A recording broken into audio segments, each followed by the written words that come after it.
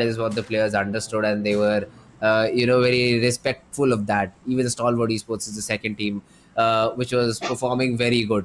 So it'll be exciting to see how the drop locations come in, how these players are going to be a part of the whole game. Yeah, the flight path has started all the way from Yasnaya Polyana and is ending towards hospital. So a bit of a northern plain path. Again, military base, Navarapnoy, these are going to be the places where dropping is not going to be as easy as some teams might expect.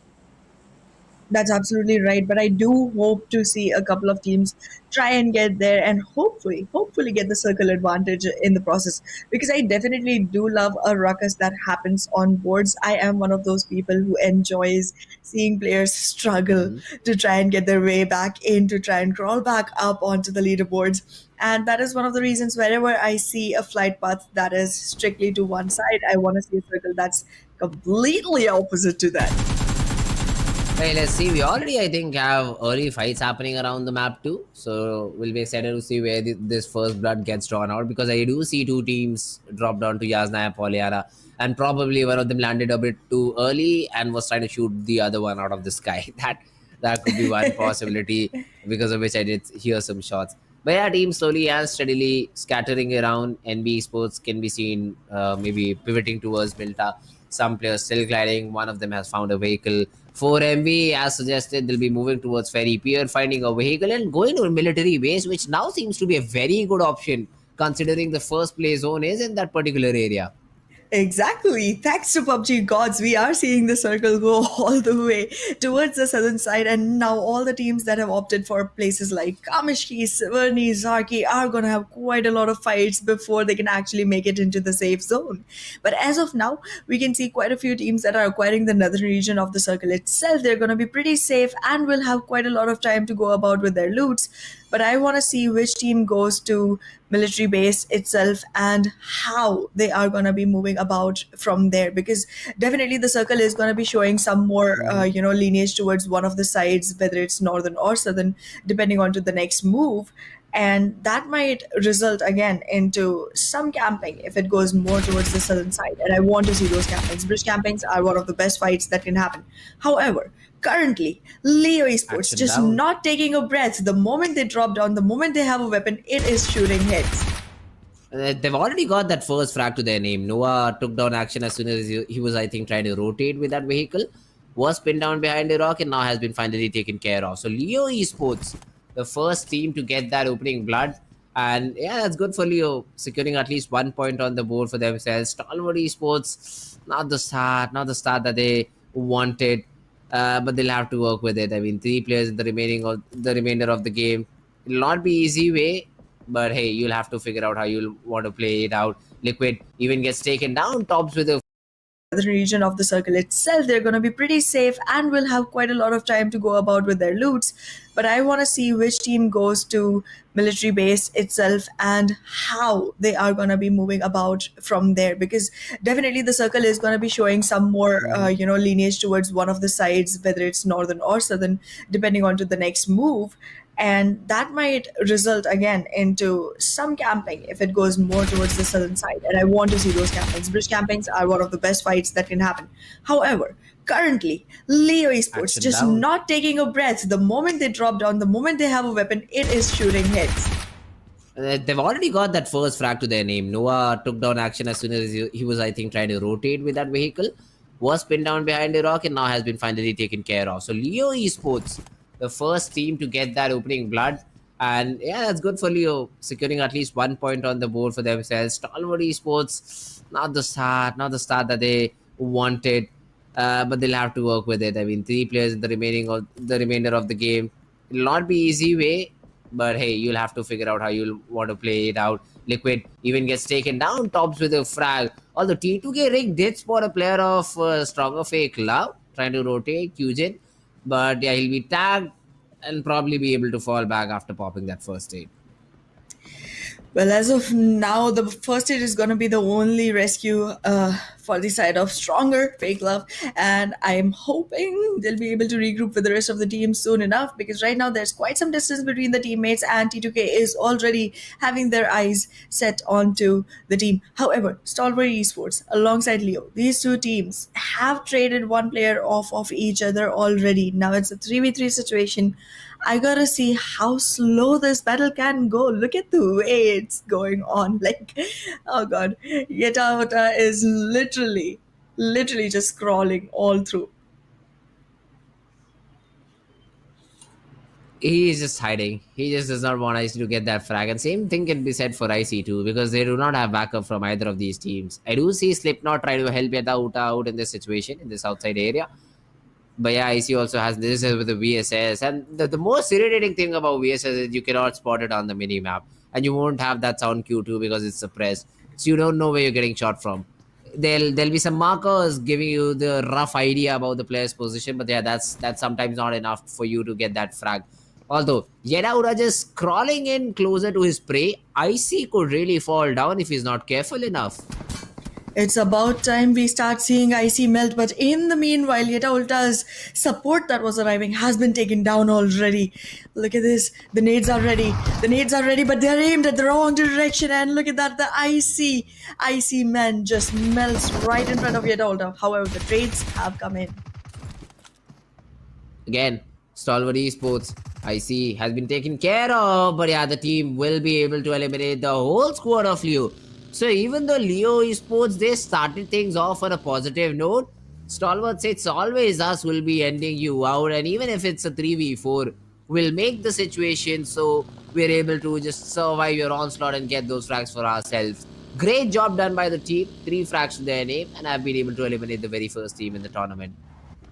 Exactly. IC is also gonna be having enough time to go ahead and recover himself, get back into the fights, but the loot is gonna be one of the essential things right now. Look at that DP already being set across for a long range fight by the players of Stalwart Esports. In the meanwhile, IHC trying to have a piece of the pie. They are pretty interested in grouping against Narzad. He is literally alone. Cannot do much about it too.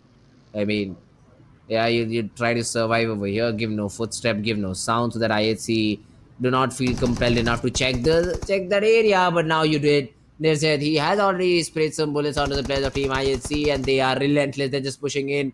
Demo, he could be seen just closing in. Alex also coming in from the left hand side, and there's the knock. There's the knock we were talking about. And even though the players of Team Stalwart Esports thought that they'll be able to get over here, get their backup going, yeah, well, that's not the case, because IHC, they are very quick and clean with the battles they take. Well, IHC just announcing a whole new thing with their name. All they need to do is say, I have arrived. And the arrival itself shattered things for Stalwart Esports. With just 2 men surviving, I don't think the team is going to have much chances of actually making it to the top. And the early domination that we were talking about right now seems to be swaying towards the side of IHC. But let's see how farther this team can go, because so far the teams have been fighting battles that were already in their favor. We have to see the real metal that shows up once the teams start going into 4v4s. As of now, the circle has already shifted slightly towards the east. It still contains both the islands onto itself, but there are quite a few teams that are still not in a safe area. I can literally see I8 all the way at Zargi, now finally trying to pick up vehicles and rotate into the circle. It's not going to be easy though. Once they try to enter from Yasnaya, Polyana, or Rozok, whichever their choice is, they are going to have quite some fights to deal with and not enough health to do that. Yeah, I mean, I8 won't have an easy time rotating it, but the easy time is not even here for Team T2K. Turulav, the poor guy, was just trying to rotate off, and somehow bad intention XCMF, Knight is able to spot him down, take him out of the vehicle, and get that frag. Probably did not damage his vehicle in the process. Could have decided to just take it away. But yeah, T2K players, they are being sprayed upon. They are being just, I'd say, harassed right now by the players of Team BIT. Will be available Because soon. yeah, Let's it's take a look not at looking good at all. The frags, they are flowing the way of Team BID. First one for them in the bag. With all the 4 players standing, that's a great start to the game.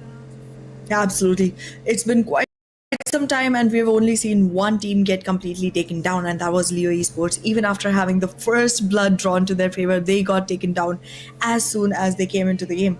But right now, these PUBG Mobile 15 version teams have 56 2.7 will be players to available soon. themselves. Let's take a Let's look. see how far they can go. Prison area is being scoped out by bad intentions, and I feel like soon enough they're gonna have more than enough information on how to capitalize the remaining areas and how to make sure that they have the most advantageous position onto the map, because the circle is shrinking in faster than you can imagine, and right now the bridge camp seems like one of the best cherries on the top.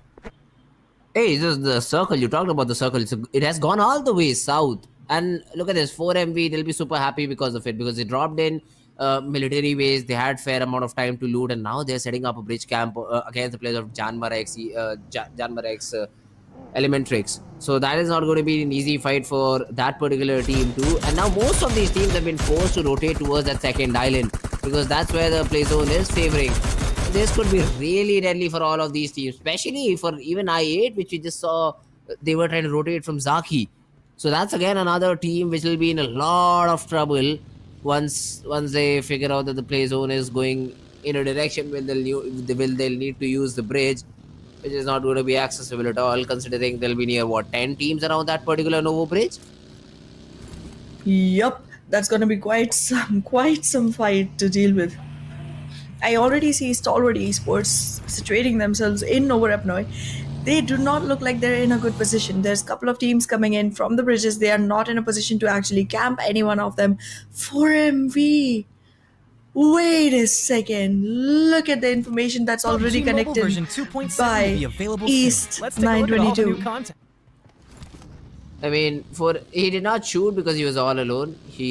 That's true. He was afraid that the best he could get is a one-on-one trade, and his team is very far away to provide any sort of a support. So just gathers intel, gives his own teammates the information that there's a squad who's just heading down uh, the particular bridge and camping the compound just under it. So just be careful about it. But yeah, look at this. IHC is already crossed out too, and they are looking for potential frags, and I think they've got one in the process.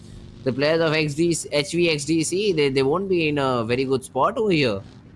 Exactly, HVDC will not have much to live for going forward, because the moment they come out of the water, they are going to be drowned into the lobby back to the pavilion, because this is not looking good at all. IHC is guarding the shore pretty well.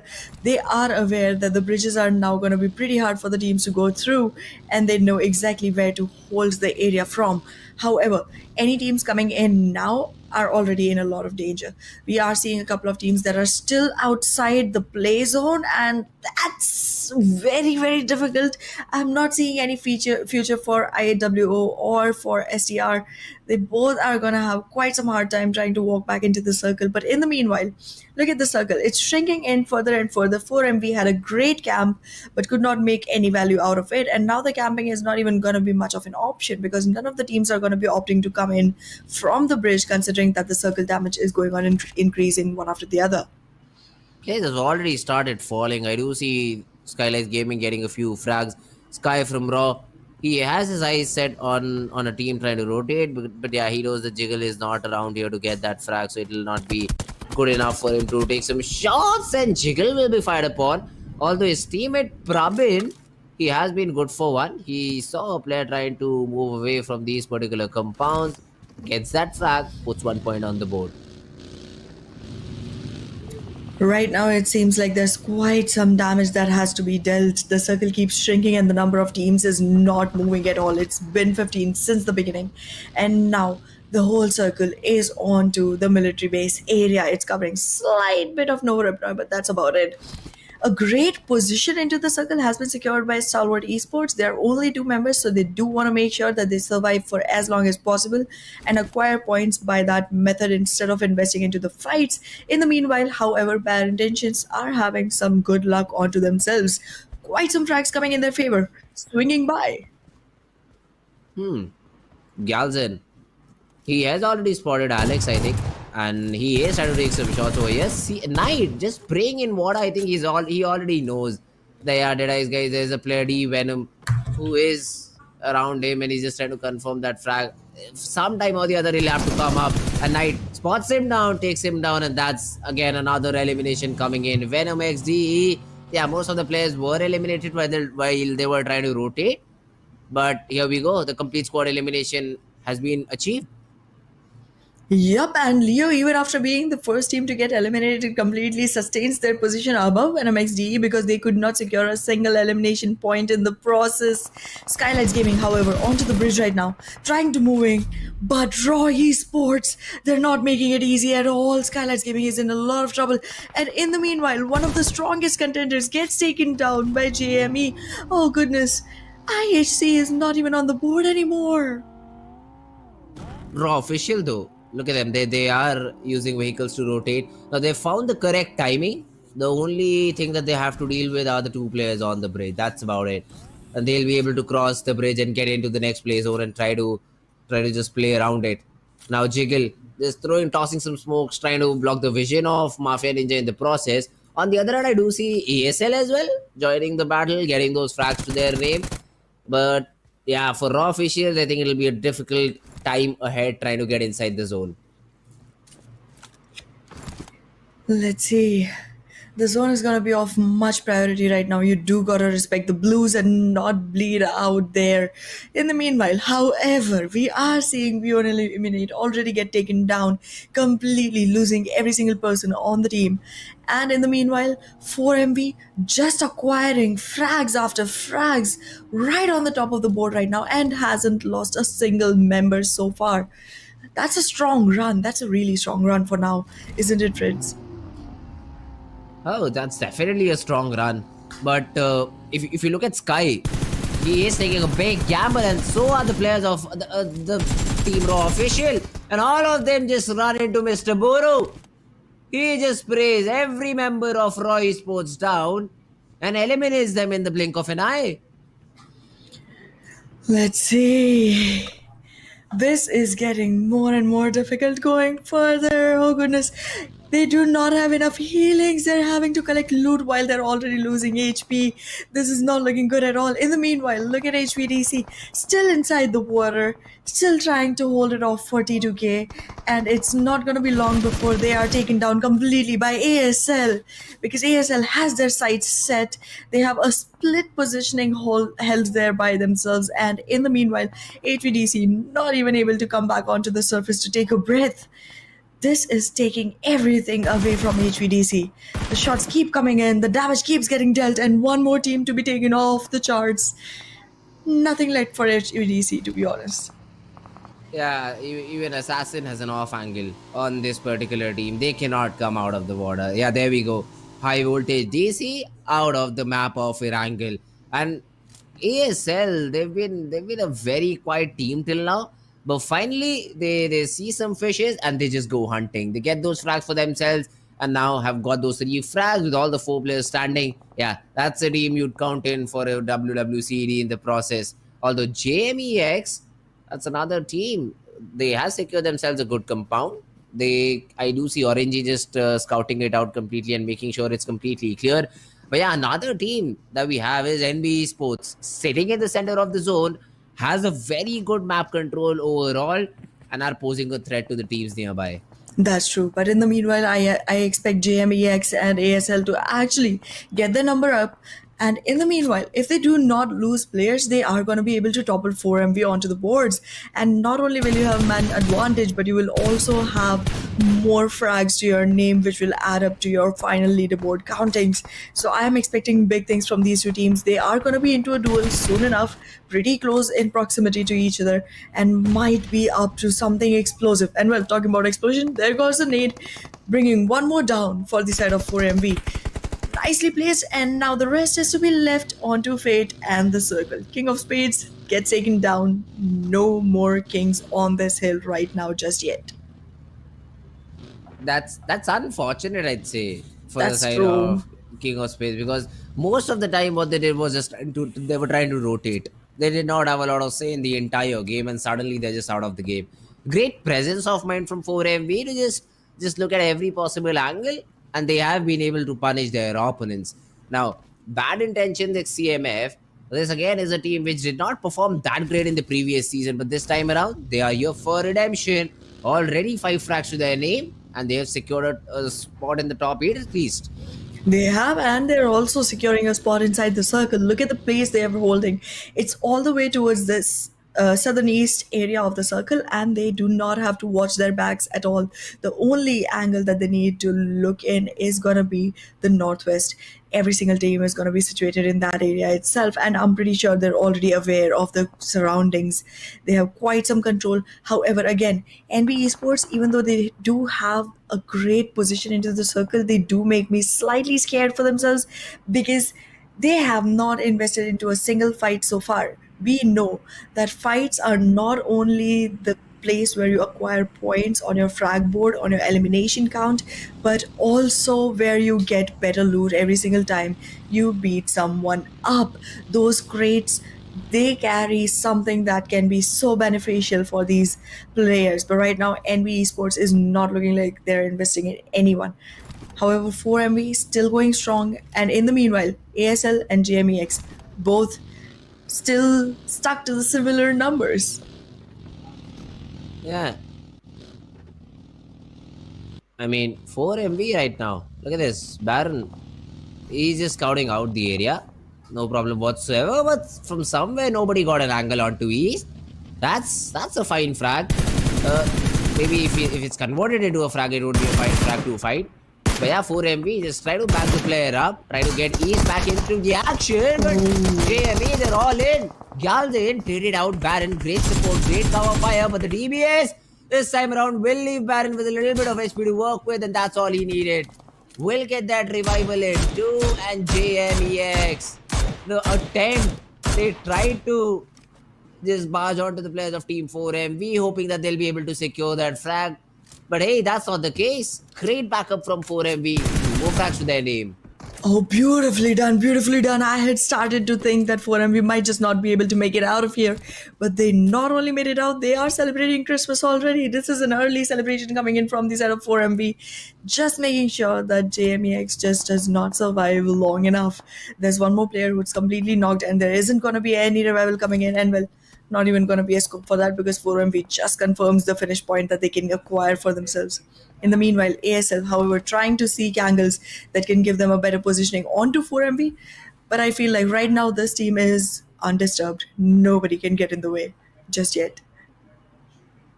NBA Esports, they do also have a good area, as I pointed it out earlier in the previous zone. They were just holding the center. The only problem is all these 4 players have 4 different compounds. So essentially, they cannot really go in for a fight. Because as soon as they try to put effort into a battle and if they're knocked out, yeah, well, the support's very far away.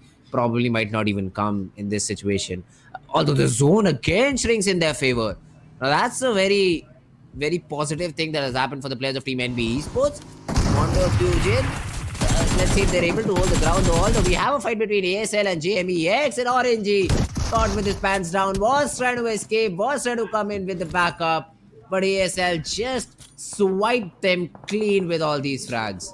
Oh, that has been quite some vulnerable position that they've been caught in. But right now, look at the way NB Esports is holding on to the center of the circle. It's like the circle has become a guardian halo right on their heads. All the way across them. The maximum control of the area is under their roof. But right now, here's the situation. 4MB is trying to finish off a couple of fights at the same time. They are investing in 2 different fights, and that's slightly risky. But in the meanwhile, NB Esports is also trying to take a look onto stalwarts. They can be caught off guard, and that would be a resultant happy moment for 4MB. Let's see if this can turn into a capitalization that will help them climb higher. Because right now, taking NB Esports out is very essential considering that the maximum map control is under their roof. Hey, 4MV, they Oh, saw nice. some more teams trying to rotate, and those were their frags. Although, here we go, BIT. Yeah, well, they won't stand a lot of chance because they were also being sprayed upon by the players of Stalwart Esports from far away. So, a weekend squad, a weekend duo that tried to barge in the position that 4MV had. And yeah, both of them have been taken down, and it's all down to Tops. Well, yeah, not for long. Because Apex first he tried to run him over, and when that did not work, he just jumped out of his vehicle and got that frag. Super simple, super easy. And look at what 4MV has done. 10 frags already to their name. And it looks like that they're dominating in the lobby right now. They sure are, and look at the way the situation has turned out. We have three teams on board, and all of them have four men standing. I mean, one is on the knees for the side of ASL, but that's about it. Everyone else is on the ground and ready to take the fight. NB Esports, even though they have the center circle, they do not have height advantage just yet. They are, however, in side covers constantly. In the meanwhile, ASL becomes a target for 4MB and gets taken down. They're losing numbers now, and I feel like the final battle is going to be between NB Esports and 4MB, and I'm going to keep my money onto 4MB itself. They have quite some domination going forward. Aiden, try to get lucky over here. Just spamming through the grass, hoping that one or two of his bullets connects, and that's where he just transfers his aim to and gets the tracers on. But yeah, Chari just spammed out the mini. They finally do connect, and even Fistboy, the parting few shots, they land onto Sleepy. ASL, they're not having a fun time. Even though they've deployed the smokes, it is not stopping the other players of NB Esports and 4FB from still managing to get those frags to their name. It's not looking good. It's not looking good at all. ASL constantly dropping numbers. In the meanwhile, also NB Sports has one knocked down. The revival can come in, but 4MB just barges in first. Oh no, this is not looking good. The numbers are going down for both the teams, and 4MB just feasting on that chicken that they have already put onto their pans. Fist boy, you are not going to be in fist range to take this fight on. Your bullets have to be on point for this one. The positioning on NB Esports are definitely going to be slightly confusing, but in the meanwhile, 4MB, the kind of numbers they have in frag department, even if they come second, they are going to be topping the leaderboard. This is an unimaginable domination coming in from a single team. Again, Doc testing his luck, hoping he gets that connection and then finds the last remaining player of ASL. I mean, that's just unfortunate for them because ASL cannot do much about this. And even NB Esports have been closed in upon. Look at this. Two players are just the neighbors of NB Esports, Mondo and Fistboy. And this is the problem I was highlighting. Them having four different compounds will essentially put them in a lot of trouble because you won't be able to support each other because of the distance that there is between you guys. Kyojin can only give support in form of that gunfire. But 4MV, the idea that they have, they've also gone for a 2-2 split later into the stages. Doc still has that high ground angle. And Assassin though answers back. Mondo, who was trying to create a different angle onto the players of Team 4MB, it seemed he just forgot that ASL was still surviving and gets caught off guard. Alright, now ASL is going to be on to a dangerous side. They do get taken down by the circle itself, and now it's two teams surviving, NB Esports and 4MB. And just as you mentioned, NB Esports is not going to be able to even revive the fallen comrade. It's a 2v4. 4MB is looking dominating. This team has been on a streak since they came into the map, and it just seems like Erangel is their map. Erangel is their playground right now. 4MB taking a lot of shots. There is going to be a knock coming in, confirming it. Fistboy going strong right now. He has a couple more walking onto him. Apex gets very low on HP, prones down, tries to create a different angle, but it's still going to be a difficult fight. The nades are on hands. This one is hard to go forward with. I mean, Fistboy is just going to get wrapped around, and a ring around the roses gets put right onto the throat of Fistboy, gets him taken down, and now it's just a 3v1 with only player from NB Esports being Sekujin. Oh, but he gets a couple of knocks. Now it's down to 1v1. The nade connects, and then even his barrel has been dropped to very little HP. But just confirming the first frags, Kyojin just got stuck over there. And that's how, ladies and gentlemen, 4MB start their game. Beautifully done. They did not have the optimal playing path for their drop location. They had to rotate all the way towards military base and then fought their way towards this victory. Again, just a very little small problem that NB Esports had. No backup for each other in whatever manner. And that's how they got picked down one by one. And even though there was an attempt, it was brought down to a 1v1, but the HP bar did not favor the players of Team NB Esports. And 4 Miracle Wide with the WWCD in the very first game. what a victory that has been achieved by this team, man. They just played it out perfectly and they started their run on this map of Erangel on a positive note. Absolutely, absolutely. Commercial vibes doing perfectly great, and right now they are Gaming would be very happy with these 5 points plus whatever they got in the in terms of placements as well. So yeah, 4 MVs, 17 frags overall, 10 placement points, 27 points in this first game. What a way to start. we have 16 teams in total playing the game. And 4MB has 17 elimination points. Can someone tell me I'm not dreaming right now? Because that's a huge number to have on board for yourself. And look at the second position. They have literally just 12. 4MB has more than double the points that second position is holding. That's huge. However, coming back down, slightly scary for the teams. However, we'll find out how these teams deal with the situation. Because for now, we are going to be entering into Miramar all the way from La Cobreria, all the way in northwest towards Impala. That is going to be somewhat central east. This is a very decent flight path for a map like Miramar, to be honest. I mean, not the best. Could have been a little bit better. All the plane paths that usually start from the north side of the map are a little bit better than the ones starting away from western side, because most of these cities have anyways been cut off in terms of direct dropping onto them. Ladrila, Chumasera, Minazdil, Valadimar. These are some of the areas which have just been cut off, the southern part of the map. Even though I'd say still the teams would be dropping around the city of Los Leones, but the other cities are small as compared to the cities down south. So that is something where I'd say your loot gets affected a little bit. So you'll have to consider all of these things.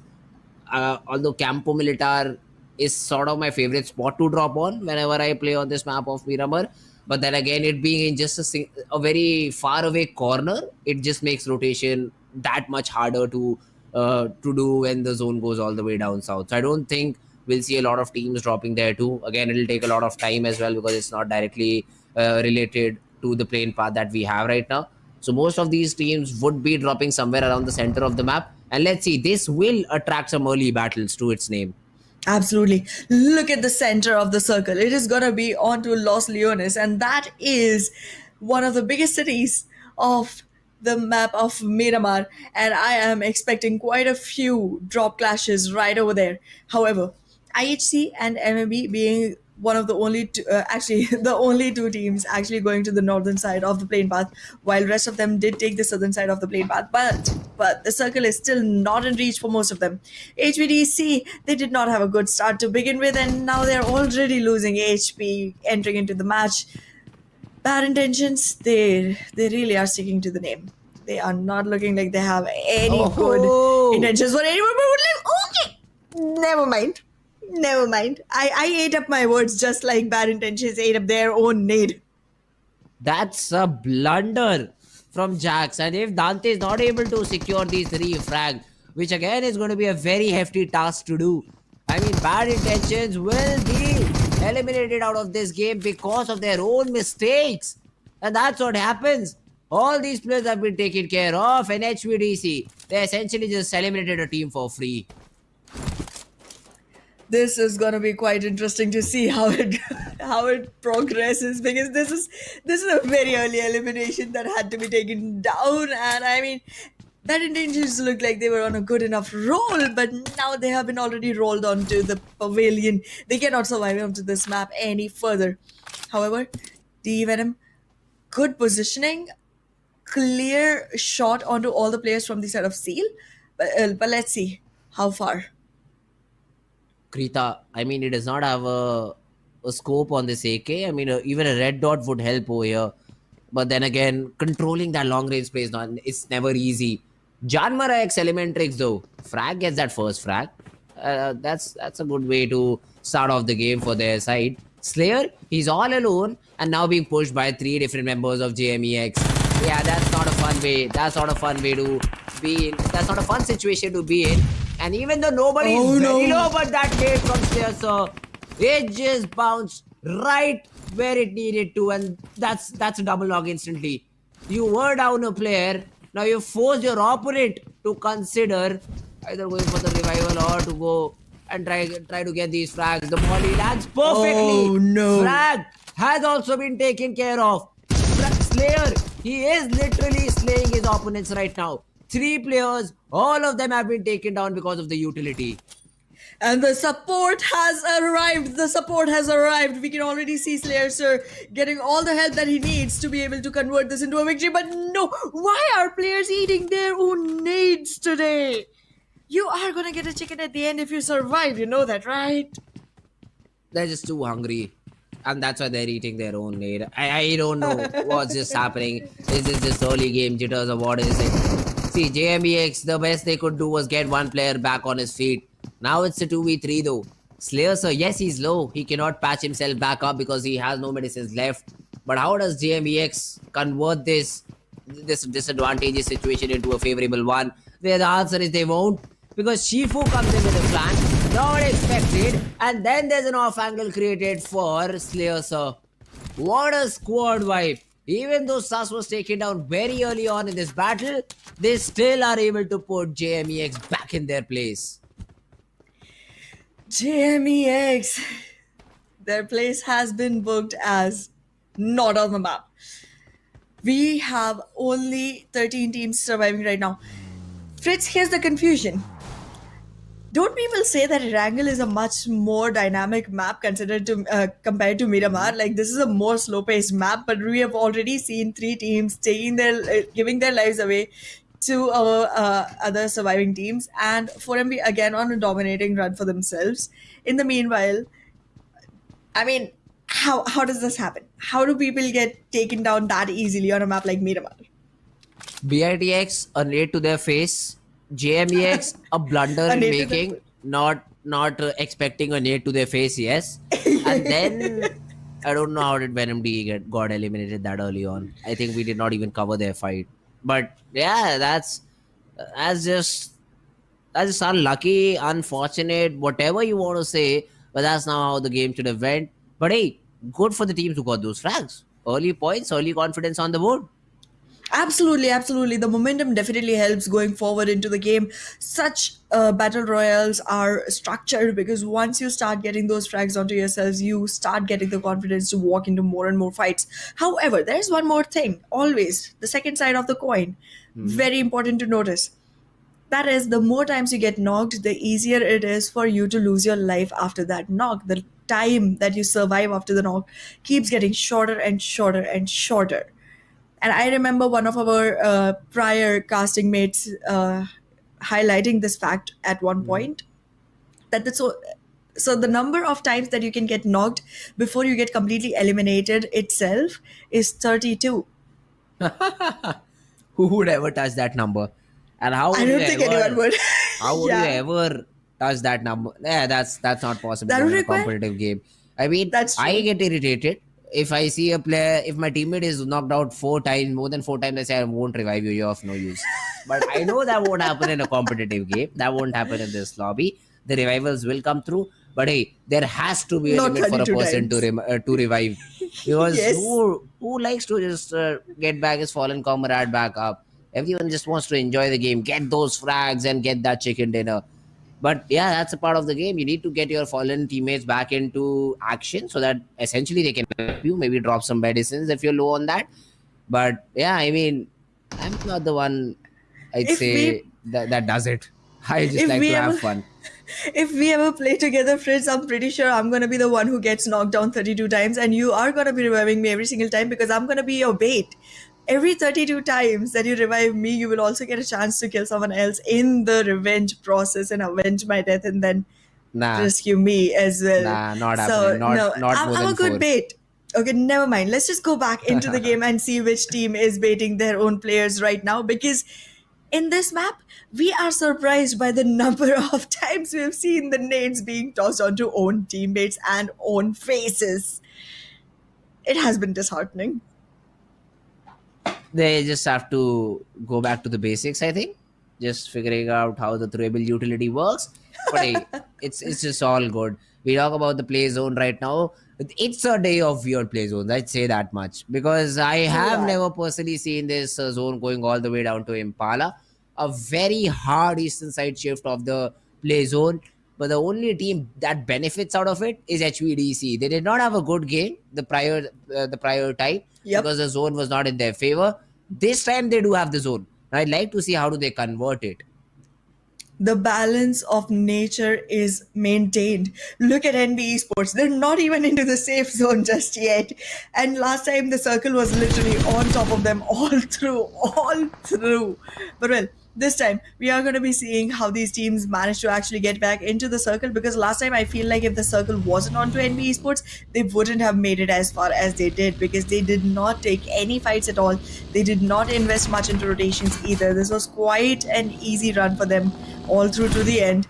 But this time it's going to be a harder fight to cross. And high voltage right now, just sending electrifying performance, but not converting it into any connecting shots just yet. They did get Praveen in the process while he was trying to rotate, and now they'll have to fight against Stalwart. Yeah, that's not a good side that you'd like to see. Nirzad was taken down, but do I see a 4x on this DBS? Probably won't be used. But yeah, Stalwart Esports. This team just hunts together. That's what I've seen. All these Mongolian teams, they find domination when they're all together. I see a lot of split plays coming in from these teams towards the end circles. For the early rounding, the early stages, it's always them hunting these isolated players in a group of 3 or 4. And they always find success because even though, see, Nirzad was the first one to be taken down, but he will not only be brought back up on his feet, but Stalwart Esports get 3 in return. So that's a very good trade that Stalwart Esports have right now.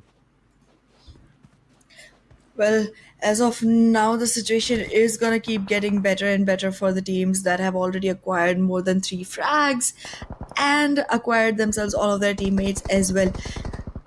I mean, DE does have 4 frags, but they have only 3 players sustaining.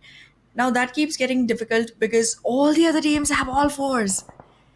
On Miramar, I expect you to lose players, but not the teams just as early. But this time, I am seeing something completely different coming in. And look at HVDC already trying to make things difficult for STRB. This is not going to be an easy rotation for STRB, even though HVDC has quite a separated split here. It is becoming difficult to fall out of. Oh no, the revival cannot happen. I don't think it's gonna commit. Aero got some shots connected, so he will try his luck, and he's trying to blast the vehicle so that the damage that comes in with the vehicle blast is able to get him the knock. Although he finally gives up and moves back towards his own compound. On the other hand, Ro could be seen. He is being targeted by a different player. I think it is a player from DRS. Rules. He is down on his knees, but his team is trying to protect him from this particular spot now. Yeah, well, Rules not for needs long. support. He needs support, and the support has arrived right on time. But this is not going to be very easy to fight off because JRS has already acquired the compound. Their comrades are falling down one after the other. HVDC finally giving out the electrifying performance that we were expecting, but the Molly will not sustain them for long. DRS gets eliminated completely onto the 12th rank itself for no placement points to their cells. But in the meanwhile, IHC has their eyesight set on HVDC. Yeah, well, I was talking about the play zone being in their favor, and they have already started to utilize it. All these 4 players, they still stand. All of them have good health and I'd say good loot too because they just eliminated a squad of DRS and they'll have 3 different crates just inside the building and one outside to loot one. And yeah, HVDC, they did not have a good game the previous time. This time around, they're having fun. It seems to be, it at least looks like it because they were able to defend this particular compound. They got the 4 frags and even got 4 more. So that's a good start for HVDC. But still, I'd say I'd like to see them convert this into a chicken dinner because I've seen a lot of teams getting 8, 10 frags early on in the game, but then being eliminated on what, 6, 7 spot?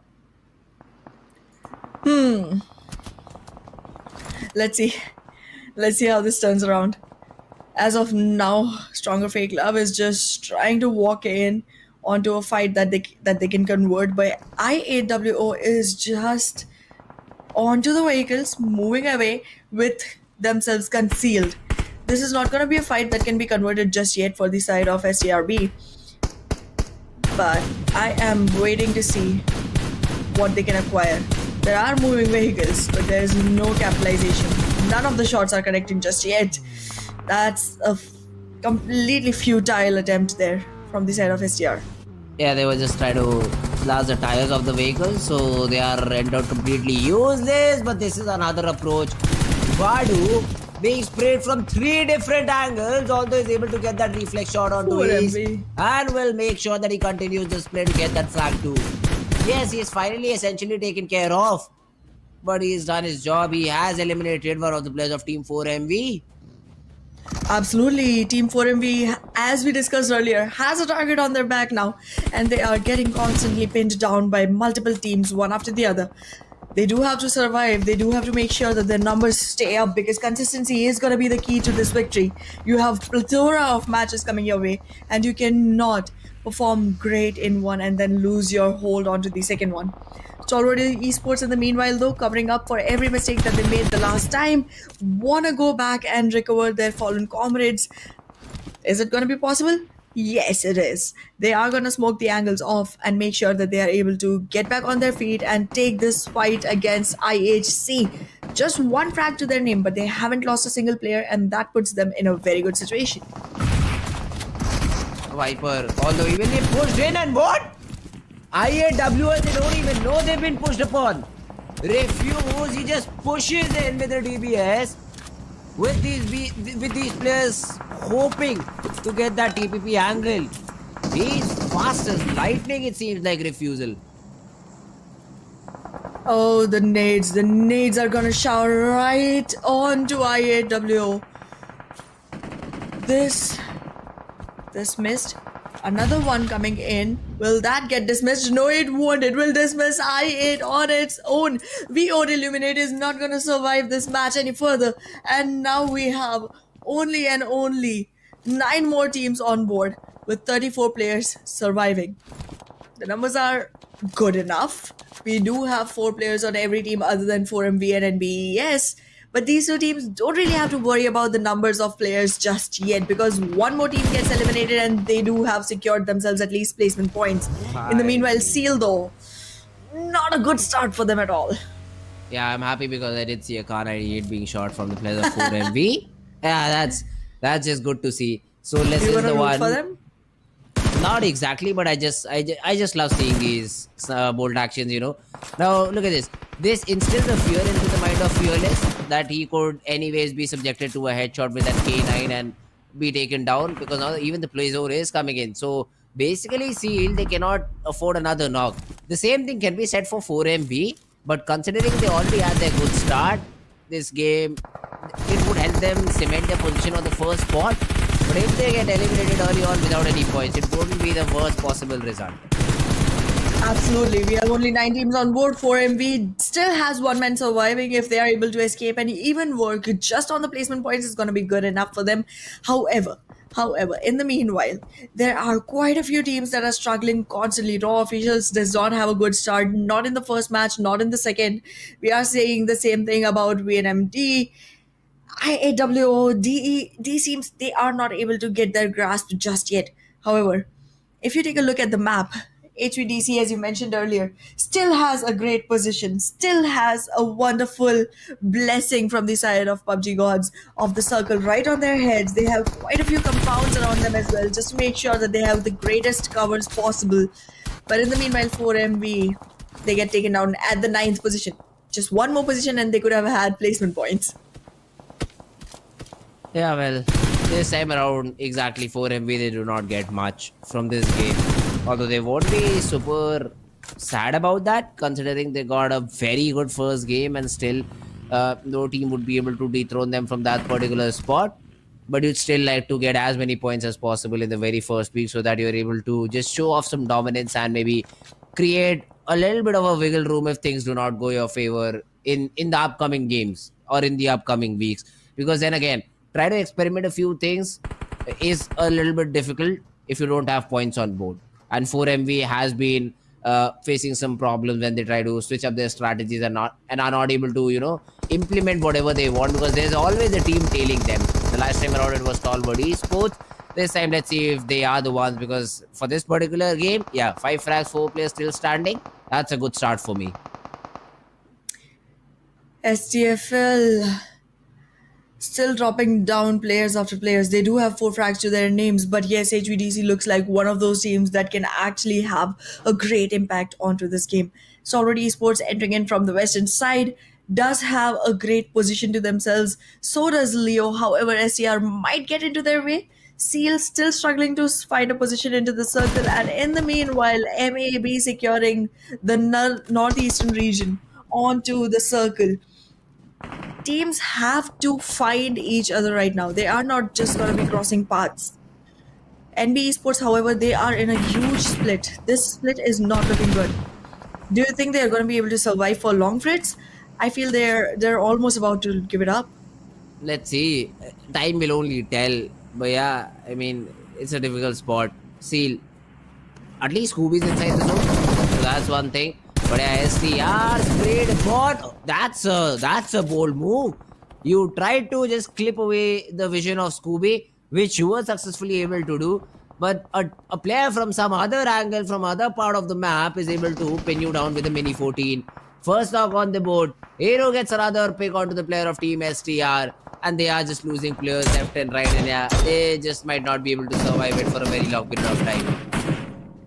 Survival is the name of this game, and if you're not able to do that, then what are you going to be able to do through this match? The tournament keeps getting harder and harder the more you go deeper into it, because the more you play, the more read other teams have on you.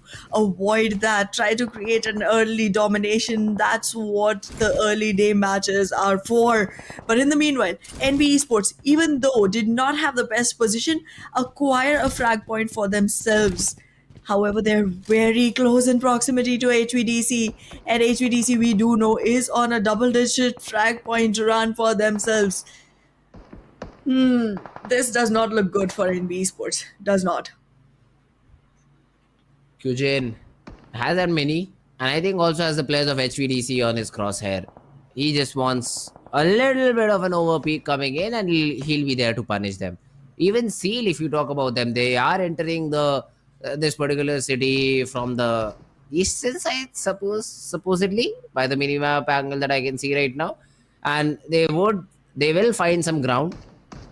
But HVDC, that is the team who has majority control of this particular city.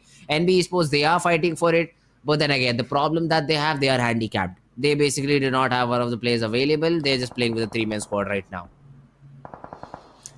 They are. The numbers are going to be a big thing getting in the way for NB Esports. Plus, they do not have any frag points to themselves either, so that's another added loss for NB Esports. But in the meanwhile, Solid Esports gets shot on, but they do not take the damage. The damage is dealt to Leo instead. 2 players on the ground, 2 on feet, but still not able to actually go back into the fight just yet. The blue zone is coming in. Solid Esports will get the support, and this support is going to be good enough to go forward with, as long as there isn't a third party trying to just happen. Yeah, well, Stalwart, they lose 2. They have to be brought back up. Slipknot takes a chunk of damage by just falling out of the vehicle, and Zul will be able to take that trade onto action. Now, Nova from the other part of the map is trying to spray down their opponents, but now taking a lot of damage from the blue. What? What's this decision making? He'll fall to the zone, and even Jet Outer goes down. Nova could have at least made a run towards the zone, but he decides to slip out, slip away completely off the server, it seems to be. Stalwart Esports again still surviving with only 2 players and one of them still being tops. Oof. They have quite a hard time going forward, but we are going to see them trying to come back into the game soon enough with the kind of momentum they're holding, trying to make it back into the circle one after the other every single time. But look at Seal just slamming onto HVDC. They are holding quite an important compound into the circle, and it's going to be pretty crucial to get a hold of this. HVDC, if they lose this, the whole advantage that they were carrying on gets shifted onto Seal. and Seal might just be the team to be able to do it. Another fight coming in onto them. This is going to be right onto the stairs, but who's going to be the one climbing up onto the leaderboard with this one? Seal loses players, HVDC sustains, and Seal is still looking good. However, they cannot recover any fallen comrades while HVDC still can, but the nades might just not let you survive. HVDC found themselves a good area where the nades are not affecting, so that's a good thing for them. But let's see, Scooby try to push in these shotguns in close range, man. They are so irritating. Even one bullet, one good bullet could just completely take you down. Essentially makes the West completely useless. So Seal, they have to figure out, do they share the compound? Do they respect their opponent's privacy? It seems like Sanchira's other plan. He drops down, gets a frag, and even though Soulless is good for one, gets another one. Wait a second. This car comes in, that's the second frag. HVDC, for a second I thought they had control, but suddenly I just dropped down to one. Sanchir put in a 1v1, and even though NB Sports, they come in with a third party, they will also burn Sanchir down to very little HP. This was not a required aggression for no use at all. HV just walks into a fight that they did not have to be a part of. And now, even NB Sports wants a piece of this pie.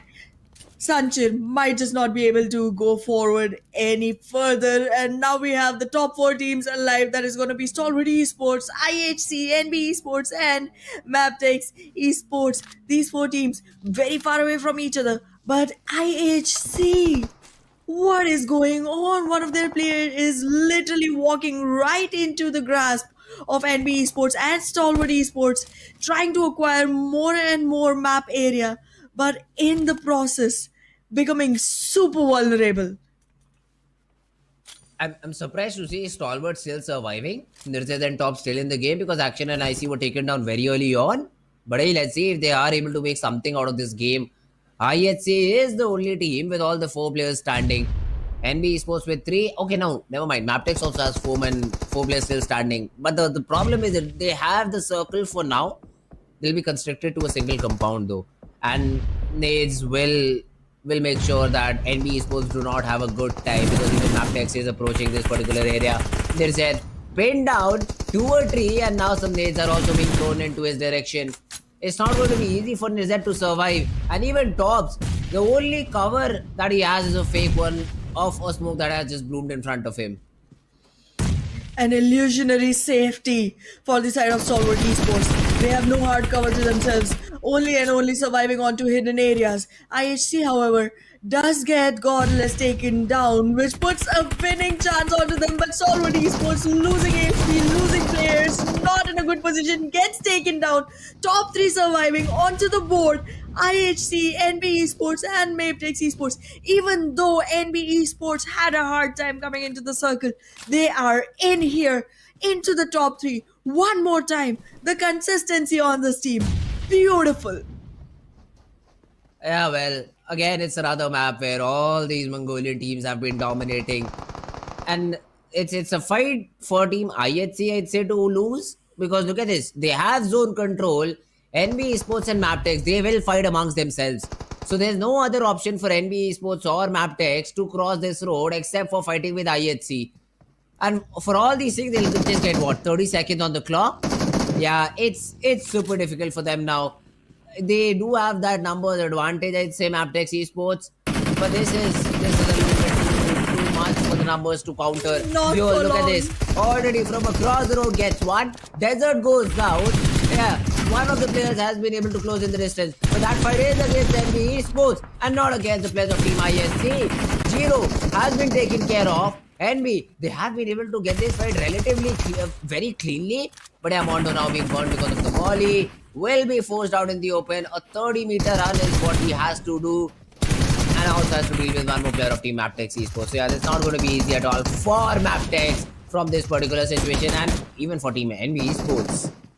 NB Esports tried to aggress across the wall and in the leap, in the vault action itself, got taken down by Maptex Esports. Now it's slightly difficult. 2 players surviving Yeah, on the 1v4. sides of NB Esports. There's 3 on the side of IHC and there's low HP on Alex. He does get himself back on feet. Mondo trying to get back into this fight. 1v3 across the road. There's quite some distraction that can be created, and in the GG. meanwhile, the capitalization will happen, gets taken down, and here's the victory for IHC that was being awaited. Second position for NB Esports, not bad to begin with, but still IHC will take the dinner that they have been keeping their fans open for. A very necessary one. Attempt a little bit unlucky. And with 5 eliminations, INC, they get that chicken dinner.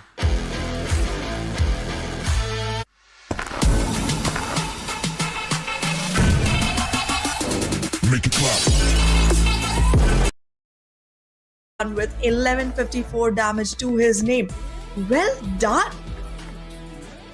For sure, this time around it's more of a mid squad, not just 4 MV. But yeah, these are the top players for the game. Let's also have a look at how the overall game went.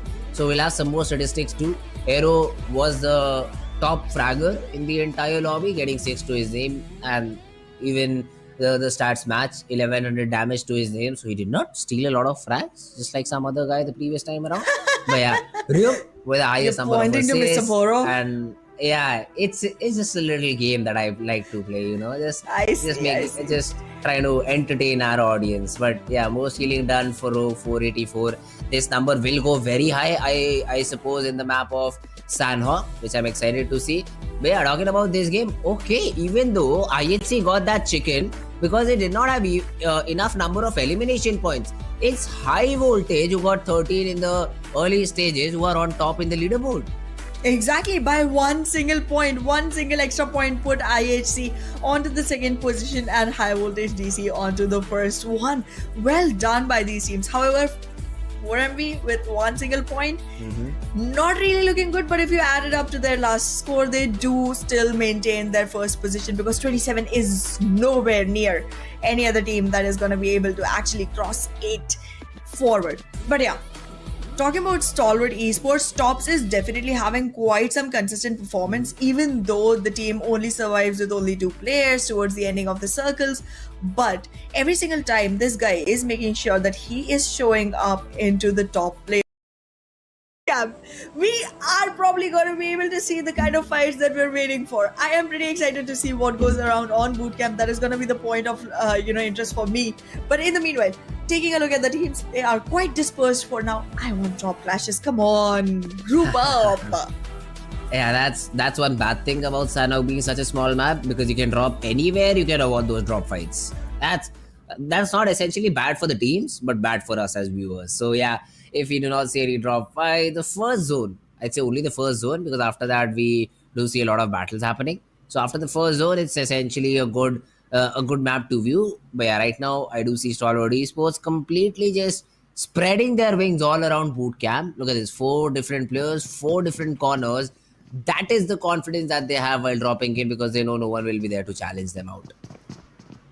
True that. Stalwart Esports having quite some time to themselves into a very loot-rich area, which is going to be bootcamp. However, Paradise Resort is also going to be one of the places that can have quite some attraction for themselves. Dead. Okay, ASL and DE. Pretty close in proximity. An early battle about to happen, and I'm interested to see how many people even have their weapons right now.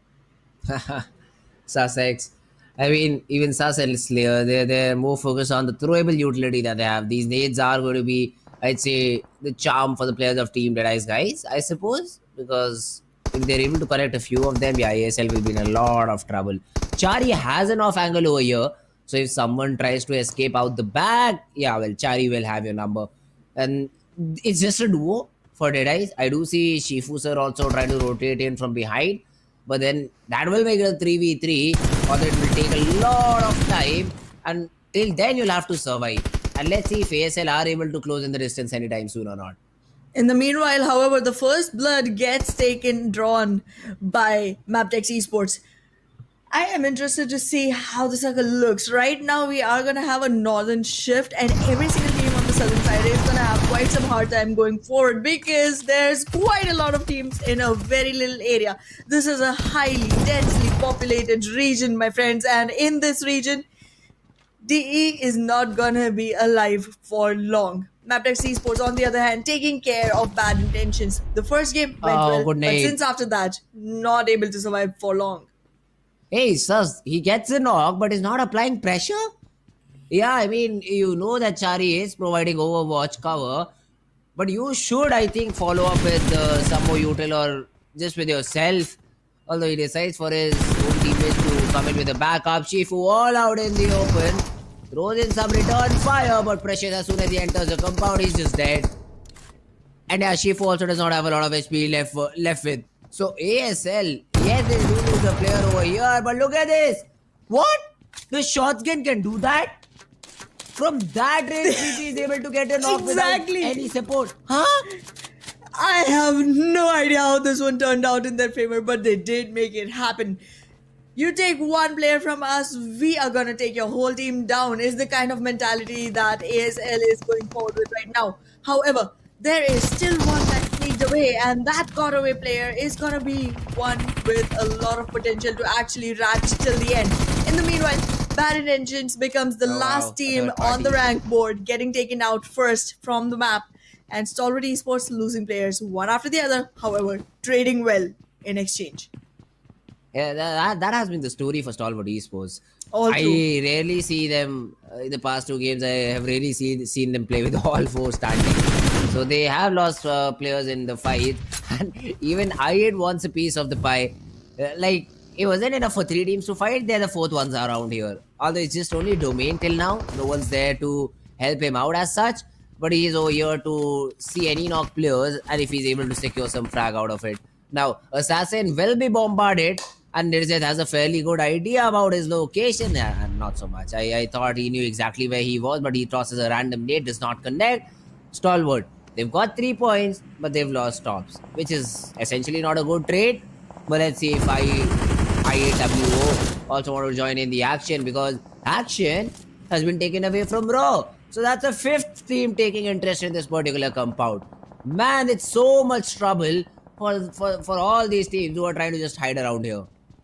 The property rates are pretty high near boot camp right now because one after the other teams are going on trying to acquire the same exact spot. However, Stalwart Esports this time are gonna have a harder time because their top player Tops has been taken out already. He was the first one to get picked from their side.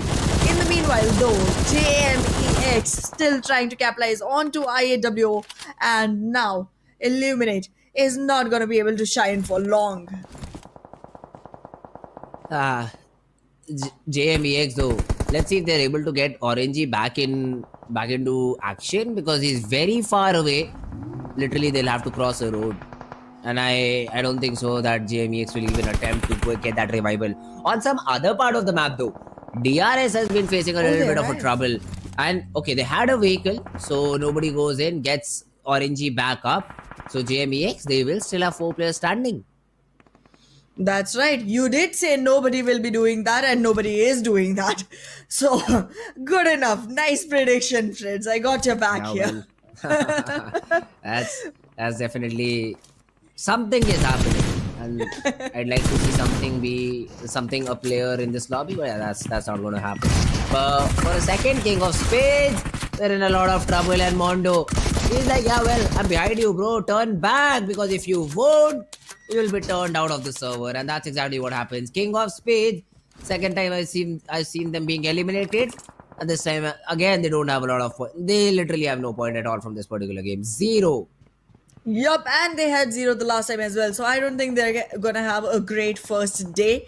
Hopefully, they'll have a better day tomorrow because we are gonna be coming in with more matches tomorrow as well. However, today we are still just on the third match, which is on the favorite map, that is Sunhawk. The circle keeps shifting towards the north and players keep pushing through. HVDC had great time last time, this time still not into the circle, still struggling the blue, finally onto the vehicles trying to march their way back in, but are gonna be facing Leo and Seal once they enter.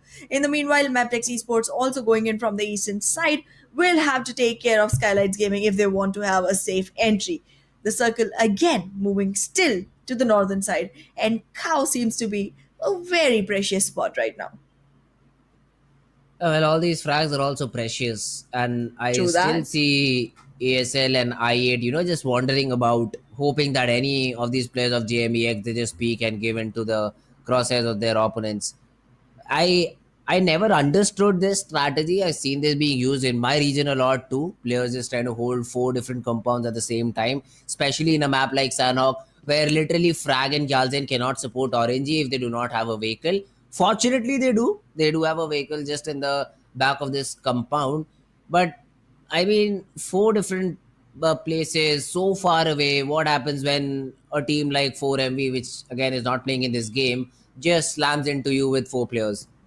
How will you help? How will you try to provide some backup? Because you will be busy in fights of your own. You will be pinned down by different teams around. So I still wholeheartedly say that that's not the best possible strategy. But hey, seems to be working. So who am I to complain about? That's right. We don't have much complaining because I am seeing quite some fights and they are all rewarding to watch. However, there are quite a few teams that are taking a lot of loss in this trade of frags. In the meanwhile, we can see Leo still struggling to find a spot inside the circle. It's a very crowded southern region, and entry itself is gonna be a hard no. Matex Esports does have a clear opening near Mongnai, and they are going to be able to enter in. But once they do, will they be able to sustain the spot? Is going to be a big question. We do see one player from the side of Raw officials still sustaining himself onto Harden, but the bridge is going to be quite difficult to navigate out of. So let's see how the rotation happens, whether it's going to be through water or through the bridge. That's the question I'm still looking for an answer for. What a wave. What a big wave from Ryuk. I mean, he should have been able to get that frag, or at least that knock. But somehow, Domain still survives. And high voltage DC, they just are trying to continue their previous run. They have already looted Paradise Resort, so they do have good, decent loot. I see 5 smokes available for Rio, good number of healings too. The only thing he lacks is the boosters, and I think that is something that his team will provide if necessary. But yeah, HVDC, they will have to just make sure that they are not the ones who will be surprised by this snake lurking around in the grass, who is named Domain. Domain is on a whole other dominion right now. He might just be able to catch someone off guard from the side of HVDC. However, he will get traded off, but if he takes a player down, he makes it easier to have HVDC fall to the ground soon as possible. In the meanwhile, Seal doing the same to Leo, and Leo just losing one player. The support is far away, but there's a lot of smoke screen in the way, and these mirrors are going to give them enough time to go ahead and rescue their fallen comrade. Scooby sniffing around, trying to find out where exactly to have his gun pointed at to make sure that Leo does not survive. Yeah, well, seeing right now, they have been pinned down, and literally Soul has been pinned down to a single tree. So Liquid just try to finish off that frag, but Soul escapes. Yeah, that's not the weapon for the job. I would just be completely out of here if Liquid is able to get that knock with the DBS, because that's not the range a shotgun should be used at. Although I've been surprised in the previous map, not in the previous map, I'd say even in this map, the shotguns have been very powerful. What a 30-meter knock is what I've seen with the S12K. So I just cannot take it anymore with these shotguns. But yeah, Yeta Uta right now, just closing in the distance. Fearless has been taken down, and somehow Slipknot had access to an AUG A3. So he has looted the drop. That means level 3 helmet and vest too. That will help Leo a lot in this battle that is yet to come. Scooby down on the ground. I think Kirito is trying to get that revival, but as soon as he sees Yeta Uta from a different angle, yeah, he says, well, I'm out. I'll try to get some survival points, but yeah, that's also not the case. Being closed in. DBS, good for one. He even secures that frag. Even though Yeta Uta was in front of him, was not able to save Leo Esports. Yes, a good squad elimination, but they won't be able to take all the 4 players towards the other side. Absolutely, you do need all fours onto the ground for yourself to actually survive. They're your foundation pillars, after all. But well, in the meanwhile, NB Esports, again, one of the top teams in the server right now, doing good, performing consistently, one after the other. Every single map they are being tested, they are having the right answers to all the questions posed to them. In the meanwhile, Domain still trying to look for a frag onto HVDC, unable to find one just yet, but constantly scoping. However, in this struggle, will he get spotted? Because if he does, there is no support that can arrive right on time. There's still quite some distance between the rest of the players. And to go ahead and be able to support, they are going to have to run through the grass, not crawl, which is not going to be an easy task to go Uh, for. Oh, Assassin, though. He's he, going to take one. no, he should not because he's all alone and shooting will give away his location. Now he can because he knows that both these players are in front of him and nobody would come in to stab him in the back. But meanwhile, Viper has been able to get that knock onto RNG and JMEX. Yeah, they'll have to start off with their revival operations once again. Quite some discipline from the side of Assassin. Still watching to see if there are more players coming in from the side of ASL, but well, there's just one. Alrighty, the blue zone, the danger zone is on to you. Assassin has to go back into the fight, does not secure a frag, loses right after the knock, and now ASL is not going to survive into the game any further. We do have 10 teams still on board with 34 players in total into the server. But is that gonna be enough? Because we see Stalwart Esports again, one more time, as usual, Oh, with only two players. yeah, well, Aero was not ready for a push like that. And now Octopus is cooking an edge, is confirming that frag, I think, onto Aero. Yeah, the nade though was onto Ryuk, I think. I miscalculated the trajectory, and now Ryuk will be bombarded once again. There is some damage being dealt, but also Octopus is all alone. But the support comes in from guess what who? It's IC from Stalwart Esports, another third party in the process. There's quite some damage that got dealt, and HVDC, even after finding themselves a good enough place, does not find one onto the leaderboard, does not find one onto the rankings. NB Esports gets into one with JMEX, loses right away, does not survive even with that shotgun because the range just did not favor at all. JMX, only two players, cannot survive the one fallen.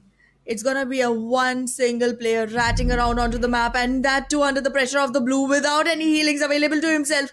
Has to get up and run in. If gets spotted, will not have another day to look at, and frag will get fragged out by Viper. Wiped clean is JMEX from this particular map. Yeah, Sanok hasn't been kind to all these teams, ASL, HVDC. Most of them have died to third parties. That's the worst thing about it. Because they were not even offered a fair fight. But here again, we do see NBA Sports taking a battle against the players of Team Raw officials who just have 3 members. And again, I8 as well joining the party. So Akaz now feels very uncomfortable because he does not have an angle to work with. This is gonna be a hard explore. He needs to find an angle and in the process also cover his own feet, cover his own footsteps. But in the meanwhile, Raw officials surviving hardly and now not at all. 7 teams on board with not much to the favor of Stalwart Esports. But we know this team. They do have just 2 at their disposal. But that's the story every single time. They still make it to top 5. NBA Sports though, they had to get back Hyojin in the game, and that's exactly what they do. But now with just 7 teams surviving, NBA Sports they do have a good chance overall. The players being patched up, heal back up, and now have to move inside the zone 100 meters with 2 different teams in front of you. Yeah, well, that's not going to be easy at all. Let's see how does NBA Sports deal with it because they are the ones who are on top in terms of the leaderboard till now. But then IAWO also have their numbered. Even T2K would be interested if they try to cross the open grounds. All these are difficult things to work with. T2K has great domination onto the map. Right now they're inside the circle. They have quite a few compounds to their disposal. They do look like one of the strongest contenders onto this chicken dinner and this final meal. But in the meanwhile, Leo Esports getting into one with Skylights Gaming, and is that gonna be Skylights' name written across these clouds? Does not seem so. Does not seem so just yet, because Leo is not even gonna stay long enough to actually keep committing to the fight. Skylights will have to take their motors and run away, roaming off of the area, leaving everything to the control of Leo. Stalwart Esports, though, with just two players, they've been able to get so far away in the game. Now, Nima is not expecting Rizet to be here, so he will be in for a surprise. And Skylights Gaming, how many players do they have? I think they still have 2 to 3 players standing. Nima goes down, the trades are still not there, but it is Nirzat from Stalwart Esports who will stab them in the back. And pardon me, Skylights, they have all the 4 players standing. Now, Slipknot, the last one surviving from Leo Esports, struggling with the blue. But as soon as he comes inside the zone, I think he will be dealt with by the players of Team Stalwart Esports. Skylights Gaming might just not survive for long enough. They are gonna have quite some damage coming their way, and T2K looks like it is the time to kill. It is the time to eat. It is the time to have quite some chickens on. Skylights Gaming, Stalwart Esports, T2K, the only 3 on the board right now with 10 players. Skylights Gaming trying to invest into a fight with Stalwart Esports. Does have Icy on a very low HP. Will nade him through. But with this, we have a 4v4 on our hands, and Skylights already has one knocked down by T2K. The revival will happen, but the survival, will that? Yeah, well, that's the biggest question. Now, with just 2 teams of 4v4, T2K, they should have read the kill feed and knew that they had an advantage. But now they are trying to bombard the players of Skylights. But the good thing is, Skylights, they realize this. They know that this utility that will be expended by the players of Team T2K will harm them a lot. So they decide to reposition and hit the entire city, because that's where they'll have a lot of cover. Although this region of Cow is again not a territory to be trifled with. Rig, he has another nade in his favor. He is cooking it out, but won't be able to land it perfectly. But T2K exactly have that idea how to tackle the players of Team Skylights. Let's see if they're able to execute that idea or not. T2K looking really hungry. The match is now about to end. We have 2 teams on hands. Cow is the region, and it's calling out to all the hungry players from the side of T2K to march onto Skylights Gaming. But is Skylights prepared for this? We do know they are a dominating team, but will they be able to take this one down? Nade. Yes, they will. A great nade landing right onto T2K, but there's an exchange coming in from the side of T2K as well. Onto Nima, takes a knock, makes an advantage. Will this go forward? I am sweating in anticipation.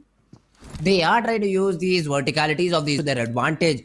And now Turulov has a great angle. Although, I think Mr. Boro knows, because of which he is tossing those nades to his direction. And for some reason, T2K, they allow this revival. Oh well, not for long, because Nima has been taken care of, and even Rick finds another pick onto Mafia Ninja. 2 players burned out, but Rick has to be careful, because Fear's not alone, but he has a nade in his hand.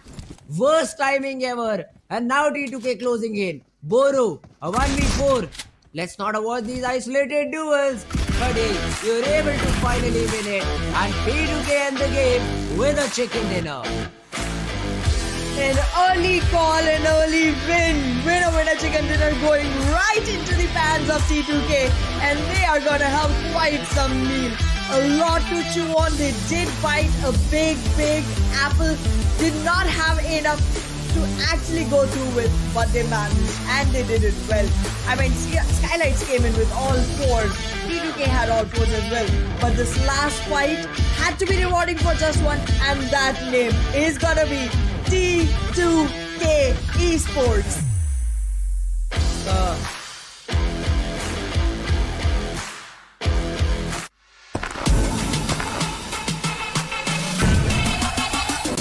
Make it clap.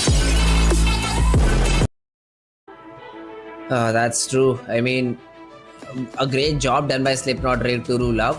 But we'll also have some other players. Mostly it's from Leo Esports. Seems to be they had a great game. We'll have to look at the overall standings to confirm that. The highest elimination number has been achieved by Turulab, that is 4, followed by Slipknot with 810 being the highest damage. I thought that this number in terms of HP healing would be a lot higher, but it's just 424, so that means no heal battle available this time around. Exactly. But look at T2K. Finally shining bright onto the sky. 10 points for the placement, 11 for the eliminations, and they have a 21 in total, which is a good enough number because we saw that the highest that we reached today has been 27, and 21 is close enough. At least it's in the line of 20, to be honest. All average in minimum, 11 is a good number. So 21 points overall in that game. Roy Sports, ASL, yeah, these teams did not have a good game this time around. Let's see if they're able to get themselves back up in the following map. I'm really worried for King of Spades. They did not have any good games today. And by good games, I mean even a single point to Yeah, that's themselves. true. They have been struggling onto that 0. And I know the 0 is wholesome, it's a complete circle, but you gotta break out of it. Break out of that bubble. This sphere is not where you belong. This sphere will not carry you to safety. And you definitely gotta make sure that there's a number that is being followed by a 0 for you to actually be able to survive and make it into I mean, the grand finals. This makes me remember the players of Team Bad Intentions, ex-CMF, where they were struggling in a lot of ways, a lot of different games. It was just not going their way. But towards the end, they were able to show a little bit of an improvement. To see some other teams. Game number 1 is ready, and it's Dead Eyes Guys versus Team Abrupt Slayers. Well, Deadies guys, they are gonna be looking pretty good on this one because they have yet to cover up for what they have been messing onto. Early raid onto own self? Alrighty, I will take my words back. But this time around, this won't matter a lot. But the Groza will, which has already been able to give a good early lead to the players of Team ESL. The trade's also happening down warehouse. From Mate, he is still controlling and just holding angles and dishing out a lot of damage. Mate is having quite some good time for himself, and in the meanwhile, the support will arrive in the form of Gangsta. Going all haywire onto the area, making sure that he watches the door that is used to peek onto Mate. A good position for the side of Sleepy as well, but well, ASL, they are losing players one after the other. However, still on the doubles of the leaderboard counting. Yeah, ASL though, they do have a fair lead, and they also have fair ground control as well. I mean, all these players are not being awarded easy 1v1. Look at that. Assassin had a cheeky angle. There's a player in warehouse to support Assassin. 2 players on the left hand side. So they sort of have a formation and have an idea on how to play the game. Made though a very cheeky angle from Shifu over there.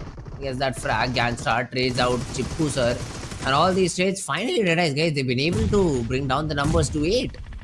Absolutely, Trickster had quite an interesting position to himself and he's still continuing to hold on to it. Anyone entering the warehouse does get taken down, but now the same exact cheeky gameplay is coming in from the side of Sleepy as well. Now he is wide awake into the game.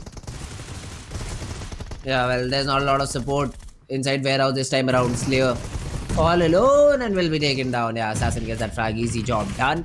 ASL once again getting their lead back. ASL constantly dominating, just like their name saying domination crew. Right now, Dada is also following the same name, dying constantly. But in the meanwhile, they are trying to go back up and serve the same dish to the other side. In the meanwhile, you do see quite some area control coming in from the side of Trickster. He has quite a good angle, but in the meanwhile, we are seeing Slayer Sir trying to participate into a fight that wasn't meant for him. I do not see a lot of players sliding around, which I mean, why aren't the players abusing that particular move? But yeah, let's see. Again, Chief User completely caught off guard. Slayer also goes down. There's a trade on ONYX available, although not taken.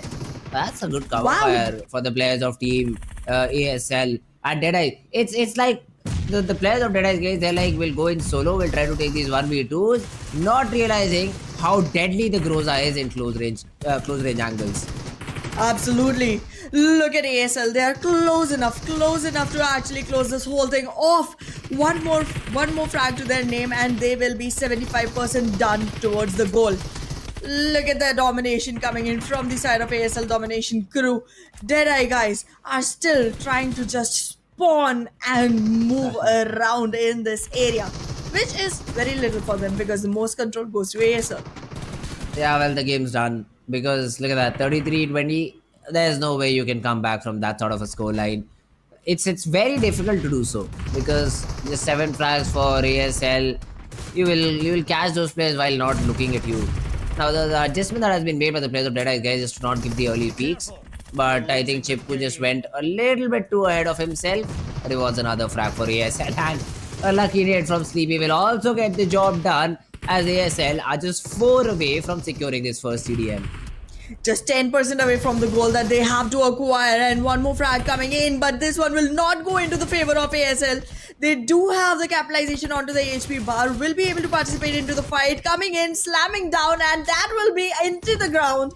Another one buried 6 feet deep. 3 away. ASL, they're playing it a little bit passive. They do not want to give away any sort of a comeback story to the players of Team Deadeyes guys. And Chippu is always so aggressive.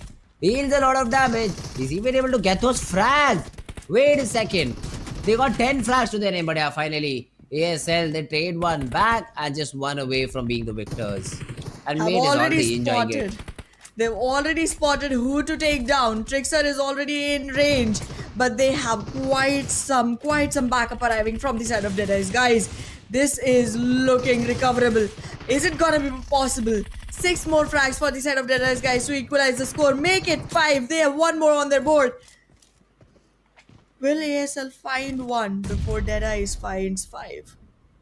Hey, that's a great recovery though. I mean, down what, 18? And now you're just down 4. The is being exchanged and Made is trying to get in. He is trying to get that frag. Has a flash available to break the crossfire. The flash is there. Moves towards warehouse. But there's no frag available. There's no frag available till now. The pre-fire around the corner. Slayer super low. The flash is burning in. And Assassin with the final blow. ASL, they will move forward in the upper brackets. And Deadeyes guys, unfortunately, the Cinderella comeback could not happen and they're out of the tournament. It was a great attempt, but TDM again has a single elimination bracket system, so you are not going to have another chance until the TDM matches and the one moving forward. I've seen good play coming in from ASL. Absolutely. And that has put another star to today's day. But well, we do flight going on its return way, guys. Yeah, it's just the destination that has changed. So no problem whatsoever. Impala, La Cobriara. Although this time around you can really maybe glide or maybe run towards Chumasera. Chumasera will be a city that will be available for you to drop. But yeah, the rest of the cities down south, Ladrilla, Montenevo, yeah, well, you're not reaching there without the presence of a vehicle. So that is something that the teams will have to work around with. Also, some of these teams, I'd say 4 of these teams will be new to the map. So we still might see some early drop clashes as well. Absolutely. I'm waiting to see that happen. But in the meanwhile, let's take a look at what teams have already taken their drops. We are seeing quite a couple teams going towards Puerto Parecio, where I am expecting to see a drop clash happen. It's not a very huge city, so we will definitely see these teams trying to fight off to see which one actually survives. And look at that. As expected, the bullets are being shot in already, and I don't see DE with very good weapons on their hands. For close range fights, Uzi is gonna do the job just well enough, but you do gotta make sure that you're close. Exactly, and the fights have already started. Look at this. Hero has been able to trade out his opponent and will be able to get the revivals too, because the other players are not anywhere near to give any sort of support or to take the advantage of the 2-knock players of Team HPDC. So, in theory, another good start for High Voltage this time around.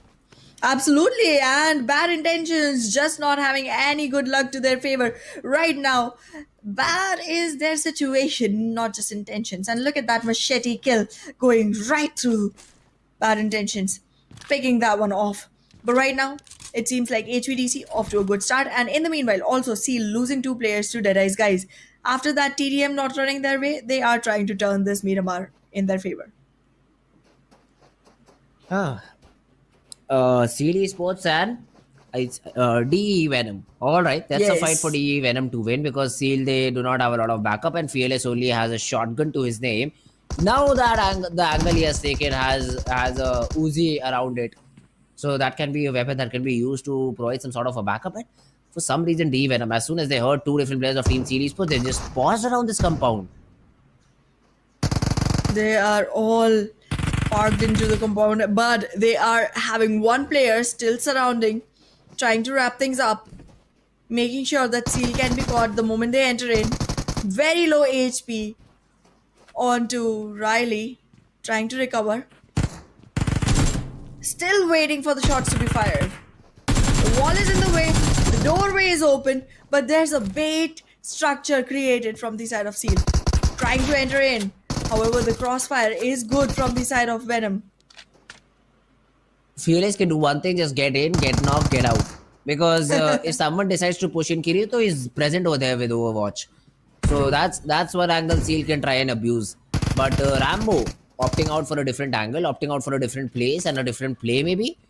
And Seal again just wasting their time. Both these teams are just wasting their time right now because they both of them have to move 1800 meters inside the zone. The only good thing is Seal have the outskirts of the city, so they essentially have boxed in the players of Team D Venom.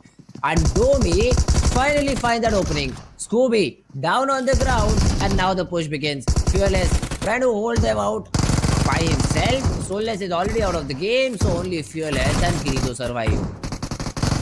Well, Fearless gets taken down as well, and now it's two men loss on the side of Seal. Two people are bleeding out. One has already been taken out of the game completely, and now it's Kirito completely carrying the fortress all by himself. On the other side, though, even Venom is trying to go ahead and recover the fallen comrades, trying to get back into the game. But in the meanwhile, the frags will be confirmed by Krita.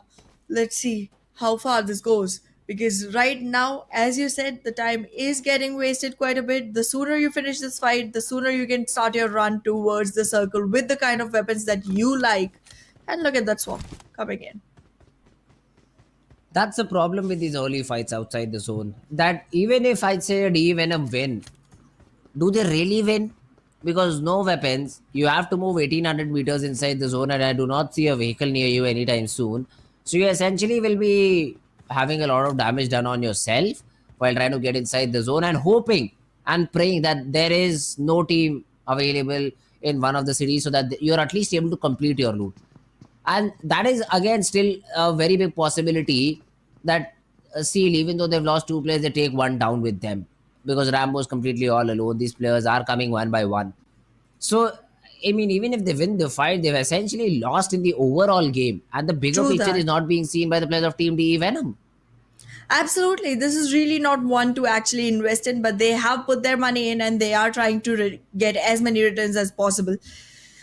Maybe they're trying to survive on the fact of frag points itself. In the meanwhile, though, look at HVDC.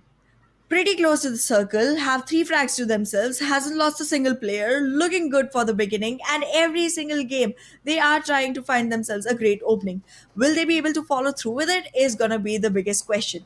Skylights Gaming in a very good position right now, just dropped down real close to La Cobreria, will be inside the circle and will have a great position, needs to redeem the last match that they did not win. However, Seal finally losing one more. Now it's a 1v4, so most probably gonna end soon enough. Yep. I mean, let's see what is the maximum that he can do. Kirito gets one knock, but the trade is essentially there. So D Venom will be able to get all the 4 defeat points in their backpack, but now we'll have to move away because the blue zone has already started to shrink in. This is gonna be the time to run. It was a flight or fight moment. They chose to fight before they could take their flight, and now they are gonna be missing all the coming planes that can actually save their life. In the meanwhile, however, DRS still trying to find their grounding. Stalwart Esports in an optimal position all the way into the center of the circle near Hacienda del Patron, one of the most highlighted places of the map of Miramar, alongside is however DRS that is going to be initiating a fight soon enough. This battle is going to attract quite a lot of attention. Oh yes, I mean, see for now the play zone as well. is it a very usual spot? Last time around, it went all the way to Impala, so it's far better than the previous time around because more towards the mainland. And I do see Stalwart Sports right down the center. We do also have Dead Eyes guys coming around the corner, ASL as well. So most of these teams not stopping around the extremities. They all want to be as close as possible towards the center of the zone, so that don't have to rotate a long way if the next zone is not in their favor. This is gonna be quite a difficult run for most of the teams, but well, we will be seeing quite a few fights happen in the meanwhile. This one is gonna have a lot of infrastructural area for teams to actually survive in, and as of now, ASL, even though infrastructure is there, man count won't be. Mm-hmm. For now, though, Chari has been taken down, and Dead Guys probably will just run in and get that frag confirmation. But yeah, the loot, not so much, because Assassin is there to protect his fallen comrade's body, not let the players of Team Dead Eyes guys have what he had. So that'll be a little bit of a problem for Dead Eyes guys. Maybe hoping to get a little bit better loot, but ASL won't allow it. Assassin though finally falling back, and ASL, this has been the story for them too, right? I mean, they lose that player so early on that they do not have an idea how to approach the final few zones. Final few zones are going to be pretty difficult to go to. Right now, Skylights Gaming controlling most of the area that requires to be under control. Crater Field, one of the most essential areas inside the circle, is right now being acquired by them. Leo still trying to enter through El Pozo. Stalwart Esports still inside the circle near Hacienda del Patron itself, but the circle is going to squeeze in soon enough and force DRS to take the fight. HVDC, even after a good start, not able to survive well just yet, loses Aero, but then again, it's still a recoverable situation. There can be a revive that can come in. However, can the same cannot be said for Venom DE. High voltage though. Yeah, Arrow has been taken care of. Let's see if they go in for that revival or not. Because I see all these players inside the vehicles and they're not playing nowhere around him. So I think that they have just given up on their on Arrow, and he will be taken down. 1200 meters is a number that they still have to acquire to get inside the zone. So that is also not going to be easy at all. And D Venom Riley will confirm another frag. That's the fifth one. A good start, but still struggling because of the play zone. Look at Rambo and Krita's HP. I don't think this revival is going to be possible at all for the side of Venom DE, and this fight is going to be quite extensive because again, first of all, you started off with a very wrong fight choice in the beginning itself, then you entered into another one with a similar result for you, and now you're struggling with blue zone and only one health kit in backpack. How long do you suppose you will survive? But in the meanwhile, okay, let's take a look at T2K. Recently had an outstanding performance, still has all four men on board, hasn't lost a single player, hasn't participated into a single fight, will be recovering the best loot possible, and soon be taking their eyes on to Stalwart Esports because the proximity is good range. They're still waiting for the circle to close it. I think Liduko is also waiting for the same. Maybe just get that buggy inside the compound so that you're able to just hold on with the vehicle that you have, and some naughty team does not just take away its tires. But yeah, that's just me having an opinion over here. The play zone has gone a little bit towards the northern part of the map, and 4MV, yeah, they will have a fight on their hands against Team STR if they continue on the same path. It does not. It does not seem like Forum we will have great entry into the circle. SCR is already waiting inside. This fight, however, does not seem very difficult for 4MV, but they are going to be entering into the crosshairs of ASL and Terrorize guys as well. Now, ASL, again, not very difficult because they are already in a huge split. There's going to be a couple of teams that are going to be in the way, but Terrorize guys is going to be one to watch out for the side of 4MV. In the meanwhile, if you take a look at Leo, they are still trying to control creative fields, but it's already under the control of SG instead. This is going to be one fight that you really want to avoid. Don't trifle into this one. In the meanwhile, this time, finally, for once, KS is there. They have a presence, at least. STR tossing a nade. They have found a solo player of Team D, Venom. And again, this is the team that has taken a long route to get inside the zone and still 200 meters are left out of it. Senor, just try to spray a little bit, throw a little flake into the competition, into the heat. The players, they just stop. They will probably reset and just go back and then try to survive. That's what D Venom would like to do. But they have just ran into Team T2K. And the player in buggy will try to take some shots maybe. And yeah, that's exactly what happens. Krita goes down. D Venom in a little bit of a precarious situation, although just to be helped by the players of Team Deadeyes, guys, because they have just started to third party the players of T2K. Turulov out of the game. XMPL still surviving, but that's not gonna be enough just yet. We were expecting great things from the side of T2K. They had a great run in the last map, but Miramar just does not seem to be the one that goes in their favor. Bad intentions, however, again getting eliminated pretty too soon. Not the right time. After having consistent bad games, this is difficult for a team to go through with. But then again, this is just the first day. You can still hope on to the coming ones.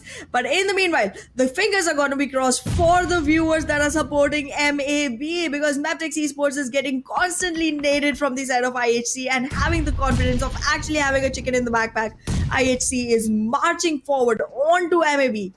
Wally is already knocked, cannot be recovered. If anyone tries to, they're going to be fighting with fire. Wally down on the ground. The revival, as you said, is going to be a little bit difficult considering IHC is just making a custom red zone over here. Just throwing those nades out onto the players of Maptex, and Wally has been finally taken care of. Yeah, Map, they will be in a troublesome situation. Alex has been spotted and tried to spam, and he will even get that knock. The UMP was perfect. Beautiful. And now Maptex with just two players standing. A wrath of full IHC is just coming their way. Desert Height does not even get one. And now it's all down to 0. There's 12k in hand. Maybe he gets one. And there's a shotgun around the corner. So I think he won't be even able to get one. And there we go. The elimination comes in. IHC, they get the 4 frags to their name. IHC dominating the area, but they are soon going to be faced off with DRS. DRS is still trying to find an exact spot to move forward into. They were in Hacienda del Petron, but moved towards the northern side to actually enter into the circle. And in the meanwhile, Stalwart Esports still trying to chase them into the circle. However, HVDC will get guarded. There is a great gatekeeping coming in from the side of STE, which is going to be hard to fight off with. Nirzet is alone though. That lonely player of STE is going to be sitting alone to the west of Hacienda, still trying to look out for fights. I don't think that this is a great split from the side of Stalwart Esports, but then I can also not say anything to them because they have been always surviving with only 2 players and still are at the top. Like, who am I to complain now? Yeah, and this time around they have the double of it. They have all their 4 members still Yup. standing and also have 4 frag points to their name. So that's a very good start for Stalwart Esports. This is stage 4, so essentially it will be correct to call it the mid-game phase, and Stalwart successfully have been able to get 4 players towards the mid-game. So let's see now how do they transition it from this particular spot and maybe end up with a good position or maybe a good player number towards the final circle, towards the final few circles. And yeah, IHC, the other team, which we'll have to talk about since they also have 4 frags and 4 players still surviving. Well, IHC definitely does have a dominating situation in their hands because DRS is the only team they need to worry about as of now. They can take their time to go forward. But 4MB in the meanwhile going on to Leo. The great angles coming in from the side of East. Well, he is sending everyone down south by shooting right onto their hands and burying them right into the ground. Leo, 2 players in 1 vehicle. This is not the situation that you can afford right now when your vehicle is so shiny and so spotty. This thing is not gonna merge and it's just gonna make you mix up with the soil soon enough. There come 2 more crates laid on the ground because Leo loses a couple more players.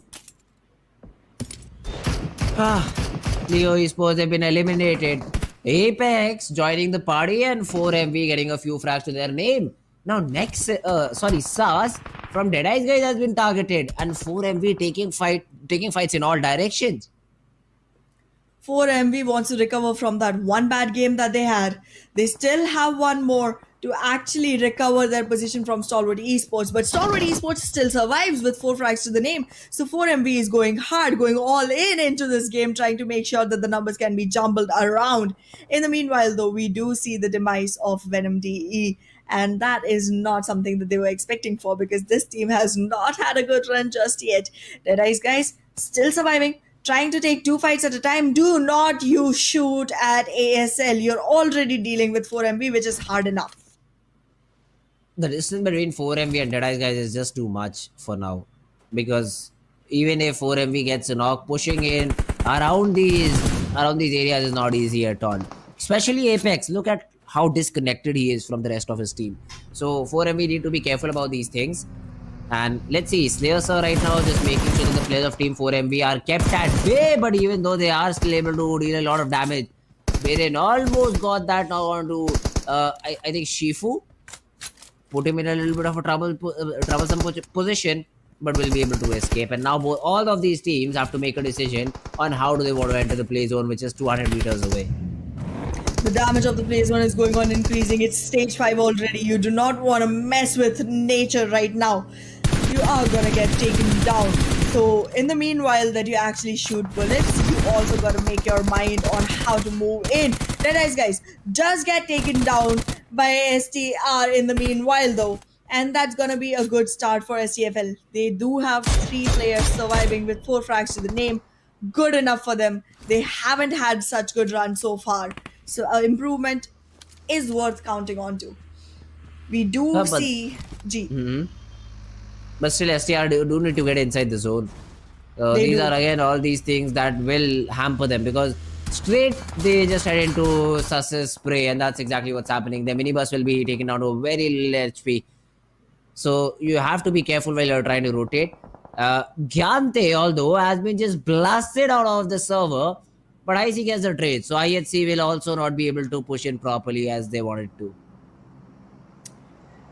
KS still holding on to a good enough area, very close enough compounds, will be able to rotate around if they want to. Still inside the circle, however, in a very suspicious position. Soon enough, the circle will start shrinking in, and walking back in if the circle does not favor them is gonna be a hard run. Let's see whether Stalwart Esports is gonna be merciful or not, or if the circle is gonna be merciful enough to let that happen. Skylights Gaming still trying to recover from the one game that they could not win, which was very winnable for them, and taking all the rats out on 4MV.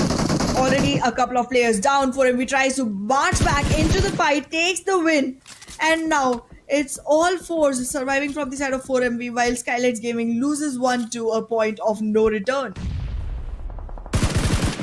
They will get Apex back up and running. So 4MV at least have that much in control, or do they? The nade from Mafia Ninja up top just wrecked havoc onto Dope. And now 4MV, yes, well, they have been able to retaliate back in kind. Mafia Ninja has been dropped down to very little HP. The revival will be a matter of concern, because look at the angle that the other player of Skylights has. Is literally up top in the sky. Skylights Gaming height advantage is gonna be pretty advantageous. 4MV is still trying to recover the fallen comrade, and the nade, it's gonna be timed well, but will it land? There's another one coming in, but they're aware, they're moving away, they're trying to stay out of sight and take up the fight in another timeline, in another dimension. Avoiding every damage that was coming their way, 4MV survives. Great presence of mind, great way to deal with the fight. The mollies will be avoided, the fight will be evaded, and now Skylights Gaming has to put their tail between their feet and just run away. Top zero from Stalwart Esports. He sees the players of Team 4MV trying to reset. Knows that he might be able to see them, but 2 shots, but hopes of getting a knock are very little. Now Stalwart, they also need to get inside the zone, so they better get moving. 1 placement point, but they do have 9 elimination points to put them onto a double-digit overall score. Running down the hill, so ASL will also have a clear view. It's just a matter of time to see who takes Boro down. Is it 4MV or is it ASL? And suddenly 4MV, because they have all their 4 players standing are looking to be a stronger team overall in this final circle. Stage number 7 about to close, and with 10 players remaining, I think it is safe to say that another chicken is on the cards for Team 4MV. Might really be. There's no question to that one because there's a 1v2, v3, v4 situation, and the numbers 4 are on to 4MB. Already dealt with Skylights Gaming, ASL makes it slightly easier with only Really allowing these opponents to get inside the zone so they have a better angle and they have better vision on them and get pushed back. That's just smart. And even though 4MB this time around don't have those staggering number of frags like they did the previous time, they had 17 in that Babofir angle, but they'll essentially end up with somewhere around 10 frags to their name in this particular game too. Absolutely. We'll find out what goes forward because right now SDR, even though had a great start compared to all the previous games, does not get a follow up as expected. And now 4MB is gonna march in right into the fight. Will take the vehicles, swim down this hill, and take STR completely off the charts. Two GG. players already knocked, and now the last one deleted too. 4v1. Can ASL survive? Not at all. Better to give the frag to the zone. Yeah, that's it. Easy victory, I'd say. Not even for a single second did it look like that they were in trouble. Not even for a single moment it looked like that 4MB did not have it under control. No fear. Good thing for them is at least 3 points. So we'll have to get that confirmation how many points that they get. But at least bare minimum 3 is what they have on the board. So that's a good thing for the players of Team King of Spades because the first 2 games yielded no points at all. In Sandhawk, just gave up in Miramar. I mean, I would give them the leeway because Sandhawk and Miramar are completely different play styles, play areas. But I do want to see them coming up on top of every single map because compared to Miramar and